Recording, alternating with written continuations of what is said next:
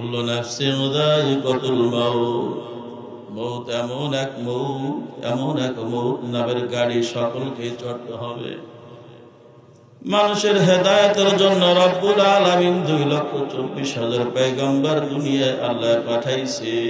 এক আল্লাহর প্রতি ঈমান আনবার জন্য মানুষের দ্বারা দ্বারে, মানুষের ঘরে ঘরে, হাটে বাজারে, মাঠে ময়দানে যাইয়া মানুষকে হাতে পায়ে ধইরা এক আল্লাহর প্রতি ঈমান আনবার জন্য আল্লাহ বল্লা বান্দাদেরকে আল্লাহ ওয়ালা বানাবার জন্য চেষ্টা করে দুনিয়া থেকে চলিয়া গেছে। আমাদের পরে আর কোন নবী নাই। আমাদের নবী শেষ নবী, আমাদের নবী বিশ্ব নবী। আমরা বিশ্ব নবীর উম্মত। বিশ্ব নবী জনাব মুহাম্মদুর রাসূলুল্লাহ সাল্লাল্লাহু আলাইহি ওয়াসাল্লামের উম্মত। এইরকম মেম্বার বানাইয়া মসজিদ নববীতে যারা গেছেন, চাকরির সুবাদে অথবা সৌদি আরবে যারা আপনারা প্রবাসে ছিলেন অথবা উমরায় গেছেন, হজে গেছেন, রিয়াজুল জান্নাত ভিতরে ঢুকছেন, এরকম কয়জন লোক আছে? হাত উঁচু করে দেখা, বলবেন আল্লাহু আকবার। আল্লাহ যেন কবুল করে, জোরে বলেন আমিন।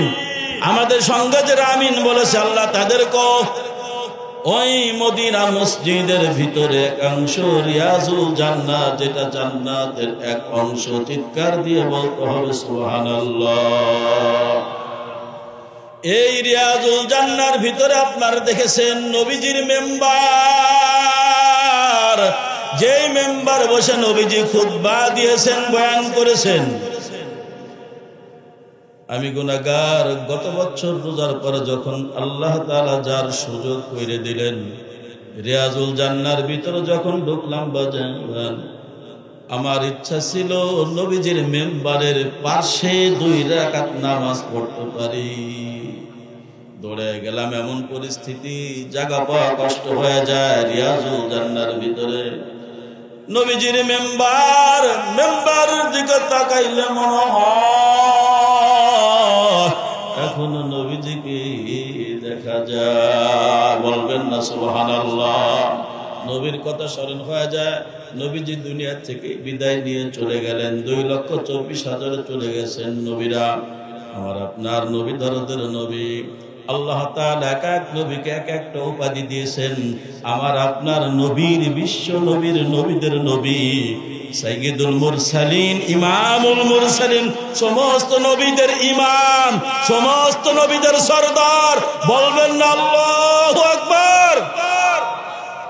সমস্ত নবীদের ইমাম আমার আপনার নবী, দয়ার নবী, মায়ার নবী, দুনিয়া থেকে চলে গেছেন। সবচাইতে হৃদয় নিংড়ানো সাহাবায়ে কেরামের ভিতরে সবচাইতে দুঃখ, বেদনা, কষ্ট হইছে নবীজির হৃদয়ে। এইরকম কষ্ট কোনদিন সাহাবায়ে কেরাম পান নাই। নবীজির ইন্তেকালের ঠিক 4 থেকে 5 দিন আগে, কয়দিন আগে? 4 থেকে 5 দিন আগে, 4 অথবা 5 দিন আগে নবীজির চাচাতো ভাই ফজল ইবনে আব্বাস, হযরত বিশ্ব নবীজির চাচা হযরত আব্বাস রাদিয়াল্লাহু আনহুর ছেলে হযরত ফজল, নবীজিকে অসুস্থ, নবীজিকে দেখবার জন্য, খোঁজ খবর নেবার জন্য চলে আসছে। সালাম দিয়ে নবীজির হুজরার ভিতরে ঢুকলেন। আম্মা জান আয়েশার ঘরে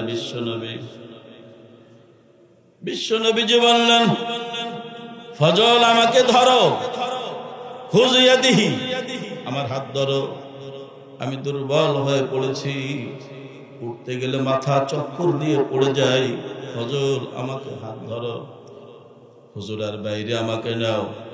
নবীজিকে বাইরে আনলেন। গভীর মনোযোগ বাজান, আপনাদেরকে ভালোবাসি, আপনারাও আমাদেরকে ভালোবাসেন। এই ভালোবাসার কত মানুষ কবরে চলে গেছে। আপনারা হয়তো বিরক্ত হন, এই যে আপনাদের মাঝে মুরব্বী ছিল হারেজ মুন্সি চলে গেছে কবরে, কত কষ্ট করে গেছেন, আপনাদের পিছনে মেহনত করে। এইরকম হারেজ মুন্সি আর তৈরি হবে না। ওই যে শৈলদেবীর ওয়াহেদ মুন্সি সাদা মাথা মানুষ ছিল, খেতে খাবারে কাজ করে খাইছে, সলিড একটা লোক ছিল কিনা সঞ্জোরে বলে। হারেজ মুন্সি চলে গেছে, ওয়াহেদ মুন্সি চলে গেছে, এইরকম সাদা মাথা আরো কয়েকজন লোক আছে। আপনারা মনে করেন আমরা দাহাইড়ে হুজুর, বড় হুজুর, সব কিছুই মনে হয় আমরা, কিন্তু আল্লাহর কাছে কোনো সার্টিফিকেটের দাম নাই, মুফতি সাহেবের দাম নাই যদি ঈমান আর আমল মজবুত না থাকে। আমি দেখেছি এই সাদা মাথা মানুষগুলির অন্তরগুলি ছিল সাদা, ঈমান ছিল কতটা মজবুত ভাষায় বুঝাইতে পারবো না। বাজান কথা শর্টকাটে সেরে দেব, আপনার অপেক্ষা আছেন অন্ধ হুজুরের বয়ান শুনবেন, যিনি জন্মগতভাবে অন্ধ, আমরা চোখ থাকতেও অন্ধ। চোখ থাকতেও আল্লাহর কোরআন পড়ি না, চোখ থাকতে আল্লাহর কত নিয়ামত দেখলাম, শুকরিয়া আদায় করি না। কি জবাব আল্লাহর দরবারে দাঁড়াইয়া দাঁড়াইয়া দেব? একটু চিন্তা করে দেখো আল্লাহর পাগলেরা। নবীজিকে ফজল ধরলেন, ধইরা হুজুরার বাইরে আনলেন। নবীজি বললেন, ফজল আমাকে বসতে দাও, এই দিক নজর দেন। যদিও পরিচিত মানুষ, কথা বলতেছি হৃদয় নিংলান, আমরা তো টাকার কিনা বক্তা না, মহব্বতের ভাই আপনাদের। নবীজি ডাক দেয়া বলেন, ফজল এই মদিনায় খবর দাও, আমি আমার সাহাবীদের সাথে কথা বলতে চাই, আমার শরীরটা কেমন যেন নরম হয়ে গেছে। সাহাবায়ে কেরাম নবীজির কথা শুনে সকলে তড়িঘড়ি করে মসজিদে নববী, 1 লক্ষের উপরে সাহাবায়ে কেরাম জড়ো হয়ে গেছে। গভীর মনোযোগ, কথা অল্পর ভিতরে বুঝতে হবে বাবা। ও আল্লাহর পাগলেরা, নবীজি বললেন, দাঁড়াইতে পারতেছেন না, বৈশাই বললেন, ও সাহাবীরা, যদি আমি এখন কবরে চলে যাই, বলো কারো সাথে আমার লেনদেন আছে কিনা, আমি কারো কাছে ঋণ আছে কিনা, আমি কারো কাছে দিনা আছে কিনা। দিনা ঋণ বুঝুন তো বাজান, আমি কারো কাছে ঋণ আছে কিনা তোমরা বলো, বলো।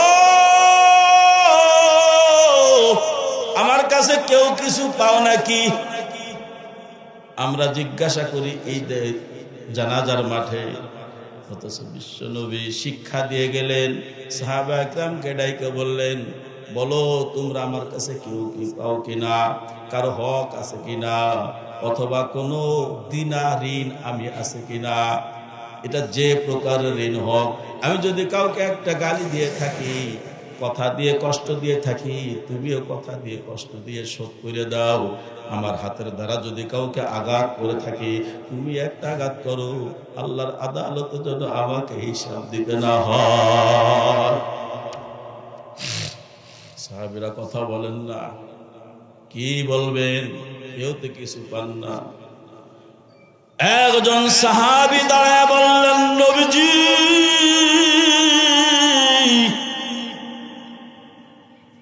আমার একটা দাবি আছে।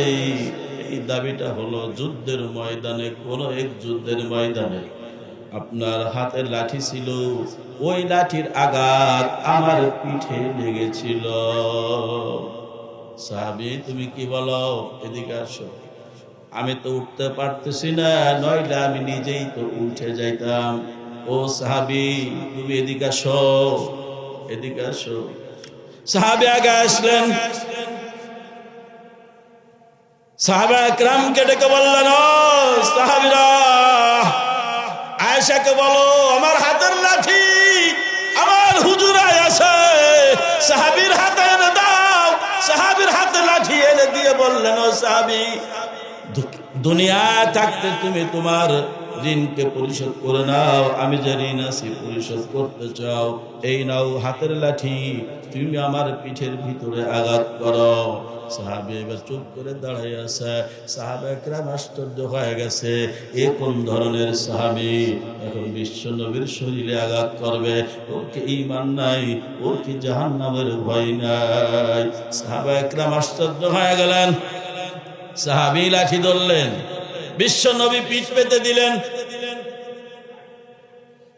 বিশ্ব নবী পিঠ পেতে দিয়েছে, যে কয়টা আঘাত আমার এই লাঠি থেকে তোমার পিঠে লেগেছিল, ওই আঘাতগুলি তুমি আমাকে দিয়ে দাও, আমি তোমার কাছে ঋণ থাকতে চাই না।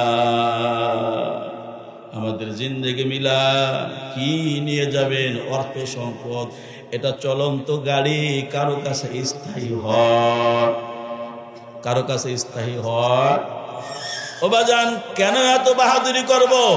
বিশ্ব নবীর এই অবস্থা দেখে হযরত ওমর ডান পাশে দাঁড়াইলেন, হযরত আবু বকর ডান পাশে দাঁড়াইলেন, ওমর বাম পাশে দাঁড়াইলেন, সাহাবায়ে কেরাম আরো কয়েকজন দাঁড়াইলেন। ও সাহাবী, একটা নয়, 10টা নয়, যতটা ওই লাঠির আঘাত তোমার করতে হয়, সাহাবী তুমি আমার পিঠে করো। ওমর বললেন আমার পিঠে করো। আবু বকর বলতেছে আমার পিঠে আঘাত করো। সাহাবী বলতেছে না, বিশ্ব নবী আমার কাছে ঋণী, আমি ঋণ তার নিকটেই শোধ করতে চাই, তোমাদের কারো গায়ে আঘাত করব না। আম্মা জান আয়েশা হুজুরার ভিতর থেকে দেখতেছেন, ফাতেমা রাদিয়াল্লাহু আনহা ভিতর থেকে দেখতেছেন, কোথায় রে হাসান, কোথায় রে হুসাইন? ওই দেখো তোমার নানার শরীর আঘাত করবে, অসুস্থ মানুষ, শরীরটা কাঁপতেছে। ও হাসান তুমি যাও, হুসাইন তুমি যাও, সাহাবীরে বলো যত খুশি তোমাদের শরীরে যেন আঘাত করে, তোমাদের শরীরে যেন আঘাত করে। যাও। সাহাবী নবীজির দিকে আগাইতেছে, হাসান আর হুসাইন দৌড়াই আইসা সাহাবীর দুই পাও, দুই ভাই জড়াইয়া ধরছে। ও নানার সাহাবী, আমার নানা অসুস্থ, হয়তো দুনিয়ায় বেশি দিন থাকবে না রে সাহাবী, তোমার কি মায়া লাগে না? তোমার কি দয়া হয় না? আমরা দুই ভাই পিঠ পেতে দিলাম, যত খুশি তুমি প্রতিশোধ দিয়ে না। আবার নানার দিকে আগায়ও না, আবার নানা তো ওই নানা কোনদিন হাত দিয়ে একটা পিঁপড়াও তোমার নাই, যদিও ভুলবশত যদি তোমার লেগে থাকে। ও সাহাবী, আমার নানা তো কোনোদিন কাউকে কষ্ট দেয় নাই, তোমরা আমার নানার মাইরো না। আমাদের দুই ভাইয়ের পিঠ পেতে দিলাম, যত খুশি মনে চায় তুমি প্রতিশোধ নিয়ে নাও। সাহাবী বললেন, হাসান হুসাইন মনে কিছু করো না, এই প্রতিশোধ আমি তোমার নানার উপরেই নিব, বিশ্ব নবীজির উপরেই নিব। কোন কথা শুনতেছে না, নবীজির নিকটে যায় বলতেছে, নবীজি যখন আমার শরীরে আঘাত লেগেছিল তখন আপনি খালি গায়ে ছিলেন, আমি খালি গায়ে ছিলাম, আপনার শরীরের জামা মুবারক খুলে ফেলা। নবীজি জামা খুললেন, সাহাবা একরামের ভিতরে কেমন যে হচ্ছে বলে বুঝাইতে পারবো না। বাজান, এখনো সারা বিশ্ব জগতের মুমিনেরা, নবীজির আশেক পাগল যারা, নবীজির কথা শুনলে যাদের চোখে পানি আসে, মনে রাখবেন এই পানিগুলি জাহান্নামের আগুন নিবানোর জন্য, এর চাইতে বড় অস্ত্র আর কোনো কিছু তো হবে না। ও বাজান, নবীজি জামা খুলে দিলেন, জামা উঠে দিলেন পিঠে। সাহাবী চতুর্দিক দিয়ে চক্কর লাগাইতেছে, গভীর মনোযোগ। হাসরের ময়দানে কোন আল্লাহর পাগলেরা একটা নেকির জন্য জান্নাতে যাইতে পারবে না, আর কত পাগল আছে একটা নেকি নিয়ে আল্লাহর জান্নাতে চলে যাবে।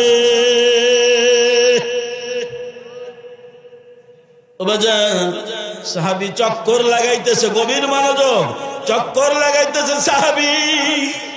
নবীজির চতুর্পাশ দিয়ে চক্কর লাগা, নবীজি চক্ষু দুইটা বন্ধ করে আছে। আল্লাহ, আমি ঋণ পরিশোধ করতে চাই, দিনা থাকতে চাই না, ঋণ অবস্থায় কবরে যাইতে চাই না। ও আল্লাহর বান্দারা, ফলো করতেছে, ঘুরতেছে আর ফলো করতেছে, ঘুরতেছে আর ফলো করতেছে। হঠাৎ করে নবীজির পিছন থেকে নবীজিকে বুকের ভিতরে জড়াইয়া দইরা মহারে নবুয়তের ভিতরে চুমা লাগাইয়া দিচ্ছে। নবুয়তের ভিতরে চুমা লাগাইয়া দুইটা পাও জড়াইয়া ধরে বলতেছে, নবীজি আমার কোনো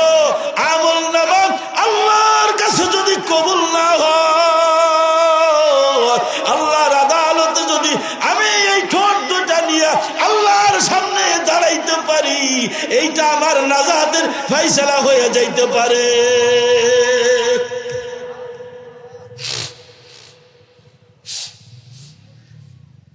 নবীজি ঘরে গেলেন, ফজল দেখো তো আমার ঘরের ভিতরে কোনো সম্পদ আছে কিনা, দেখো দেখো তালাশ করো, কোনো স্বর্ণ মুদ্রা আছে কিনা।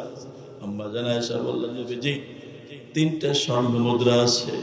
আয়েশা, এই 3টা স্বর্ণ মুদ্রাই সম্পদ রেখে যদি আমি দুনিয়া থেকে যাই, আল্লাহর আদালতে আমি সম্পদের হিসাব দেওয়ার জন্য রাজি না। তাড়াতাড়ি এই 3টা টাকা স্বর্ণ মুদ্রা, 3টা স্বর্ণ মুদ্রা এখন তুমি ঘর থেকে বের করে আমার ঘরটাকে খালি করো, আল্লাহর রাস্তা এটাকে বিলাইয়া দাও। বন্ধুরা আমার, আর সামনে বলবো না বেশি। বিশ্ব নবীর আশিক পাগলেরা কবরের ভিতরে নবীজিকে দেখানো হবে, বলবেন না সুবহানাল্লাহ। মান হাদার রাজুল, এই ব্যক্তিকে তুমি কি চিনো? এই পাগলেরা, আল্লাহর পাগলেরা, এখন একটা দরখাস্ত আমরা আল্লাহর কাছে করতে পারি কিনা জোরে বলেন।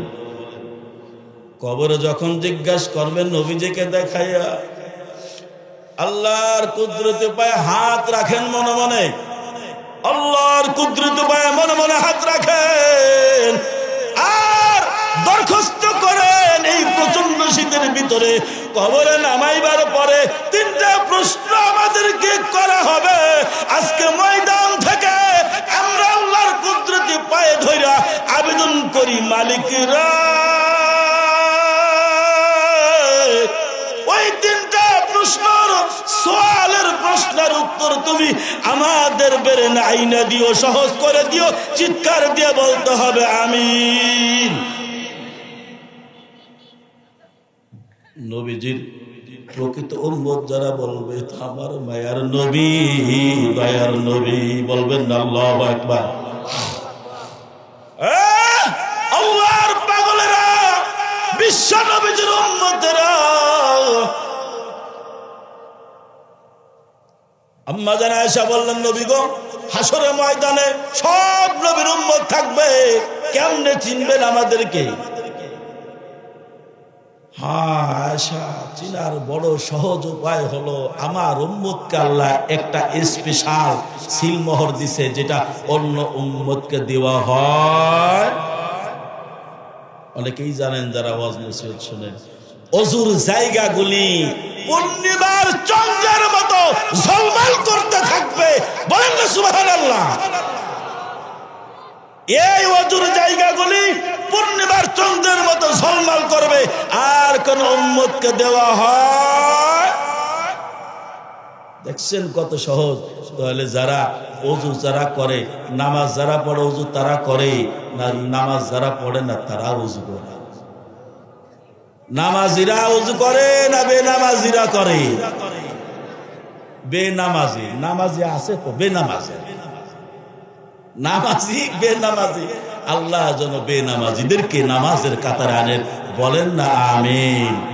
এই মুসল্লিরা কয় বছর ধরে, এই মুজাহিদরা কয় বছর ধরে নামাজ?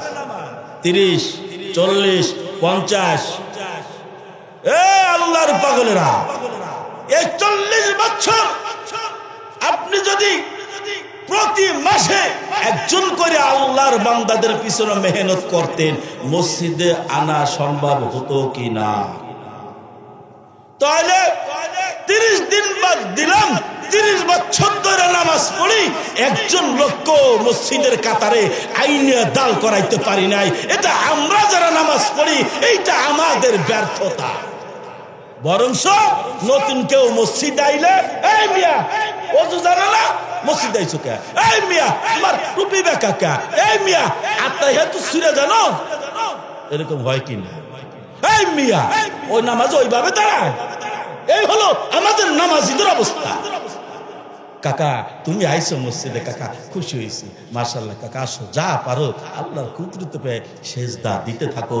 আমি আমার মসজিদে কতজন মায় বলছি, আল্লাহর পাগল হইতে হলে, আল্লাহর নেককার বান্দাদের খাতা নাম লেখাতে হলে 1 নম্বরে আমল শুরু করতে হবে, মসজিদের সাথে সম্পর্ক করতে হবে, আল্লাহর বান্দা আল্লাহর ঘরে সংযোগ দিতে হবে। কথা ঠিক কিনা? আমি আমার মসজিদে বলছি, ও আল্লাহর পাগলেরা, সকাল সন্ধ্যায় 4 দোকানে 5 ঘন্টা 6 ঘন্টা মসজিদে আমার এভারেজে যারা নামাজ পড়ি তাদের 2.5 ঘন্টাও সময় নাই। বাস্তব এটা মিলাই দেখেন। হুজুর চলে আসবে অল্প সময়ের ভিতরে, স্লিপ দেওয়া লাগবে না, আমি তো রেডি। হুজুরের উসিলায় আমরা সুযোগ পাইছি, আমার কথা শুনলে রাসে। আলহামদুলিল্লাহ বলবেন, আলহামদুলিল্লাহ। মহব্বতে কথাগুলো এই যে বলতেছি। মুহতারাম হাজিরিন, আমার আমলনামা আমার হাতে যখন দিবে, বলবে মালি হাদাল কিতাব, এমন এক কিতাব 4 দোকানে মাগরিবের আগে যদি যায় 6টা, 7, 8, 9, 10, 11, 10টা ধরলে 4 ঘন্টা, সকালে 2 ঘন্টা, 6 ঘন্টা, 24 ঘন্টার 6 ঘন্টা আমার আমল নামার ভিতরে 4 দোকান। এখন কি বলবেন? আলহামদুলিল্লাহ বলবেন না নাউজুবিল্লাহ বলবেন? আলহামদুলিল্লাহ। 6 ঘন্টা 4 দোকানে। আল্লাহ আল্লাহ আমাদেরকে মাফ করুন, জোরে বলেন আমিন। চা খাইতে তো নিষেধ করি না, আপনারাই যে বলেন না বাসা নিয়ে আসে না কেন, আগে তো বুঝতাম না, বুঝের একই ছিল না, বুঝতাম, ওই বুঝটা মজবুত ছিল না। 4 দোকানে এক মুড়িদ আসি, মোহাম্মদ ভাইয়ের দোকানে বসি, আর এক কোণেতে বেরিয়ে যাই। অনেকে কয় হুজুর আগের মতো বাজারে টাজারে আসে না, কিন্তু আমি এইটা হিসাবে মিলাইছি, সর্বনাশ। সকালে বিকালে 5-6 ঘন্টা যখন আমল নামাটা 4 দোকান লেখা থাকবে, তাহলে আল্লাহর কাছে কি জবাব দিব? এই সময়টা যদি মসজিদে কাটাইতাম, আল্লাহর পাগল হইয়া কবর যাওয়া যাইতো কিনা? এই জন্য আসেন বাজান, অল্প সময়ে চক্ষুটা বন্ধ করেন, 2 মিনিটে বয়ান শেষ। চক্ষু বন্ধ করেন, মাথাটা নিচু করেন, চক্ষু বন্ধ করেন, মাথাটা নিচু করেন, চক্ষু বন্ধ করে অনুভব করেন অন্ধ হুজুরের বয়ান শুনবো। অন্ধ মানুষের যে কি জ্বালা একটু প্র্যাকটিক্যাল পরীক্ষা করে দেখেন। চোখটা বোঝেন, চক্ষু দুটি বন্ধ করেন, মাথাটা নিচু করেন। চক্ষু বন্ধ করলে দেখা যাবে আমার ডাইনে কে বসা, বামে কে বসা, পিছনে কে, সামনে কে, কাউকে দেখা যায় না। এই আল্লাহর পাগলেরা, চক্ষু বন্ধ করো, যে যেখানে বসা আছো বাবা কথা বন্ধ করে দাও। চক্ষু দুইটি বন্ধ করো বাবা, ডানি বা কথার আওয়াজ পাওয়া যায়, কথা বন্ধ করে দাও। ও মহব্বতের ভাইরা, আল্লাহর পাগল হইয়া গলাগলি দইরা অন্ধকার কবরে যাওয়ার সুযোগ করে দিকে জোরে বলেন আমিন। অবাদান চক্ষু খুলবেন না, চক্ষু বন্ধ রাখেন। যদি কারো মনে চায় অল্প সময়ের জন্য 1 মিনিট চক্ষু বন্ধ রাখেন, চক্ষু খুলবেন না। আজকে যে মানুষটা বয়ান করবে আল্লাহর ওলি অন্ধ হুজুর, জন্মগত ভাবে অন্ধ, কোরআনের হাফেজ। আমাদের চোখ থাকতো আমরা অন্ধ। আসেন এ চোখ বুঝা ওই উজির কাকান্দির গোরস্থানের দিকে আপনার দিনটা নিয়ে যান। না জানি কার মা, না জানি কার বাবা ওই কবর শুয়ে রয়েছে, হুজুর কাকান্দি শৈলবী বাড়ির আশেপাশে আনাচে কানাচে। এ আল্লাহর পাগলেরা, চক্ষু বন্ধ করে একটু অনুভব করো, আমার বাবা অন্ধকার কবরে, চক্ষু বন্ধ করলো, অন্ধকার, দুনিয়ায় থাকতে কিছু দেখা যায় না, কবরটাও কি অন্ধকার হবে? ও বাচ্চার ওই কবরে বেঈমান বেনামাজি হইয়া আল্লাহ আমাদের কাউকে যেন না না, জোরে বলেন আমিন। মায়ের জন্য দোয়া করা চাই, বাবার জন্য দোয়া করা চাই। আমি কবরে যাব, আপনার কবরে আপনি যাবেন। কবর হলো প্রথম ঘাটি। আল্লাহ ওই কবরে বেঈমান বেনামাজি বানাইয়া নিও না। আল্লাহ কবুল করুক, জোরে বলেন আমিন।